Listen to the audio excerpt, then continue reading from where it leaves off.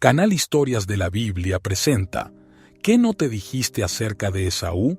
¿Quién eres Esaú? La Torá habla mucho sobre Esaú, pero déjame contarte lo que sucede detrás de bastidores. Esaú, sabes, era el hijo de Rebeca de Rivcá, el hermano gemelo de Jacob. Sin embargo, cuando Rivcá estaba embarazada, ocurrió algo muy curioso. Ella sintió que su embarazo no era normal. Sentía algo diferente en su vientre, algo que incluso una mujer embarazada de gemelos no sentiría. ¿Sabes qué hizo? La Torá relata que ella acudió a Dios y le preguntó qué estaba sucediendo, porque algo extraño estaba ocurriendo. Lo que estaba sucediendo era lo siguiente. Cuando Rebeca pasaba frente a una casa de idolatría, el bebé daba patadas como si dijera: «Aquí es donde quiero estar, aquí es donde quiero salir». Sin embargo, cuando Rebeca pasaba frente a una casa de estudio de la Torá que ya existía en ese momento, ocurría lo mismo. El bebé también daba patadas y parecía decir: «Aquí es donde quiero estar». En ese momento, nuestra matriarca preguntó qué estaba sucediendo. ¿Qué bebé es este que juega en ambos equipos? ¿En el equipo de la idolatría y en el equipo del monoteísmo? ¿En el equipo de Dios y en el equipo contrario? ¿Cómo es posible algo así? Entonces en ese momento, ella exclamó: «No estoy entendiendo nada», y así fue a preguntar a Dios. ¿Cómo fue que ella preguntó a Dios? Es cierto, ella era una profetisa. Sin embargo, está escrito que fue a preguntar al hijo de Noé. Fue a preguntar a Hashem: «Shem, ¿qué está pasando?». Porque Shem también era un gran sabio, un profeta, y tenía una casa de estudio. Entonces, como te mencioné antes, cuando ella pasaba por la casa de estudio, este hijo pateaba queriendo salir, así que ella fue a preguntarle. La respuesta fue clara: «En realidad, Rebeca, no tienes un solo hijo, tienes 2 hijos. De tu vientre saldrán 2 naciones. Pero estas naciones tendrán algo muy peculiar. Cuando una esté en la cima, la otra estará obligatoriamente en la parte inferior, y viceversa. Es decir, no habrá armonía. No serán 2 entidades que estén al mismo nivel caminando juntas». Rebeca sabía esto. Algo muy curioso es que no reveló esto a su esposo Isaac. Y cuando nacieron los niños, el primero en nacer, el primogénito, fue Esaú. ¿Y por qué recibió ese nombre? Su nombre proviene del hebreo Asuí. En portugués se llama Esaú. No tiene un significado en sí, pero en hebreo Esav proviene de la palabra Asuí, que significa listo o preparado. Él vino de esa manera. Vino tal como la Torá lo describe, lleno de cabello y vello corporal. ¿Qué significaba esto? ¿Cómo es posible que un niño, un bebé, ya venga preparado? Él vino de una manera muy singular. No era normal, y de ahí proviene su nombre. Desde pequeño, ella notó la diferencia entre su primogénito, Esaú, y su hijo menor, Jacob. Jacob es considerado un hombre puro e inocente que está en la tienda estudiando la Torá. En cambio, Esaú está buscando acción, estaba buscando adrenalina. Se convirtió en un cazador, iba al campo. Mira qué cosa interesante. La Torá no describe la relación de Esaú y Jacob con sus padres. Y mira lo que está escrito, que Isaac amaba. Presta atención, está escrito en pasado, si lo lees en hebreo, en el original. Está escrito: él amaba a Esaú. Pero había una razón, porque tenía caza en su boca. En cambio, Rebeca amaba a Jacob en el presente, y no había ninguna razón particular. De aquí aprendemos que el motivo por el cual Isaac amaba tanto a Esaú era porque él hacía algo en particular. Y realmente, fíjate, a pesar de que Esaú, como vamos a hablar en el curso de su vida, se convirtió en una persona muy malvada, cumplía un precepto muy bien. ¿Cuál? El de honrar a su padre y a su madre. No solo a su padre. A su padre y a su madre los respetaba mucho. Entonces está escrito que traía esa casa. Lo que cazaba, lo que tenía para sí mismo, hacía un punto de dárselo a su padre.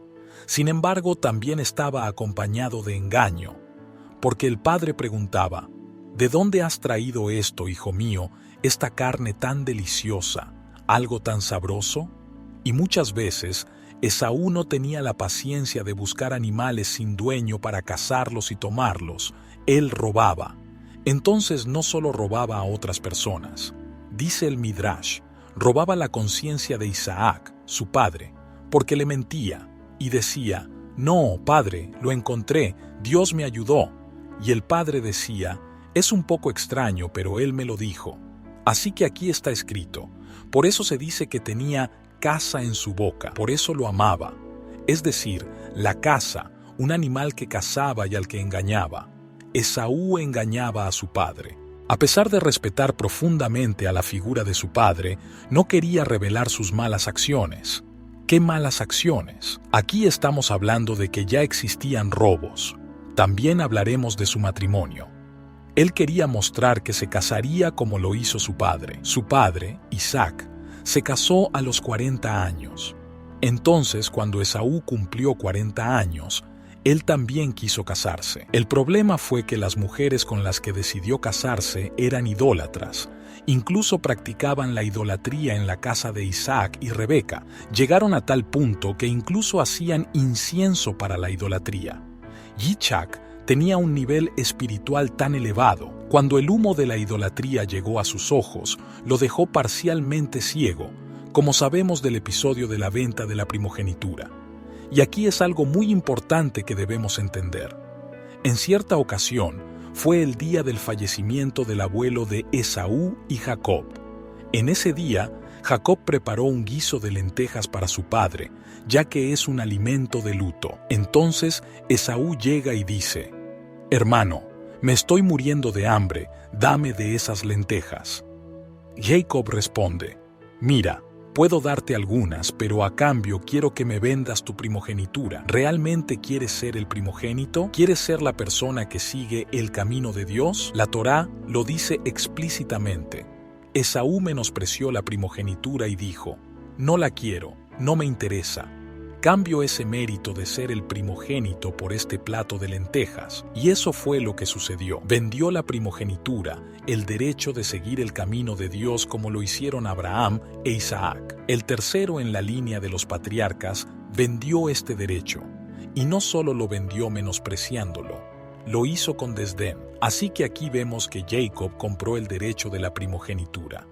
Con base en eso, podemos entender el episodio de la bendición de Isaac para su hijo. Isaac quería bendecir a su primogénito con la continuidad del pueblo elegido por Dios, que comenzó, como mencionamos, con Abraham, él, y ahora tendría el tercero, la tercera pata que forma el pueblo de Israel. Pero él no sabía todo. Sin embargo, su esposa Rebeca sabía qué hijo era el apropiado.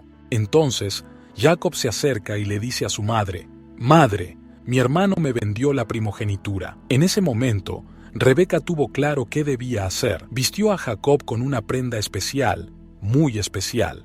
Así, Jacob se parecía a su hermano Esaú, y su padre no se dio cuenta porque estaba ciego. ¿Qué prenda era esta que Jacob vistió? ¿Por qué la guardaba en la casa de su madre y no con sus esposas? Era una prenda robada. Está escrito que era una prenda que perteneció a Adán y que pasó de generación en generación hasta el rey Nimrod, aquel mismo rey que llevó a Abraham al horno ardiente, el rey que decía: «Yo mismo soy un Dios, recen a mí». Está mal rezarle a ese Dios. Yo soy el Dios. Esaú obtuvo esta prenda robada de Nimrod. No confiaba ni siquiera en sus esposas, la guardaba con su madre. Entonces, Rebeca le dio esa prenda a su hijo Jacob en el momento de las bendiciones. Cuando Esaú se dio cuenta de la bendición que había perdido y del error que cometió, se arrepintió. Pero en ese momento, su propio padre dice: «Mi hijo, aquel a quien bendije, ese es el bendecido por Dios. Ahora entiendo que estaba equivocado. Me engañaste toda la vida. Entonces, tendrás otra misión en esta vida». La pregunta que surge es: ¿acaso Esaú realmente no tenía libre albedrío? La cuestión de si Esaú tenía la capacidad de ser una buena o mala persona es un debate complejo. Algunos de los más grandes sabios judíos han discutido sobre esto a lo largo de los siglos. El punto que mencionaste acerca de que Esaú y Jacob eran mellizos pero diferentes en personalidad es importante. Desde este punto de vista, sus padres deberían haber entendido las diferencias entre ellos y adaptado su educación en consecuencia. La tradición judía a menudo considera que todos tienen libre albedrío para elegir entre el bien y el mal. Esaú, como cualquier otra persona, tuvo que tomar decisiones. Sin embargo, su temperamento y personalidad lo llevaron a valorar actividades diferentes a las de Jacob, y la forma en que utilizó sus habilidades e inclinaciones determinaron la dirección de sus acciones. Es cierto que, según la tradición judía, Esaú acabó utilizando su fuerza para el mal, dejándose llevar por sus impulsos y deseos materiales. Esto puede verse como una consecuencia de sus elecciones y acciones a lo largo de su vida. Sin embargo, es importante recordar que las interpretaciones y los puntos de vista pueden variar dentro de los contextos religiosos y culturales. La historia de Esaú y Jacob en la tradición judía sirve como un recordatorio de la importancia de las elecciones e influencias individuales que dan forma a las trayectorias de las personas a lo largo de sus vidas. Es una historia que plantea profundas preguntas sobre la naturaleza humana, el libre albedrío y la responsabilidad personal.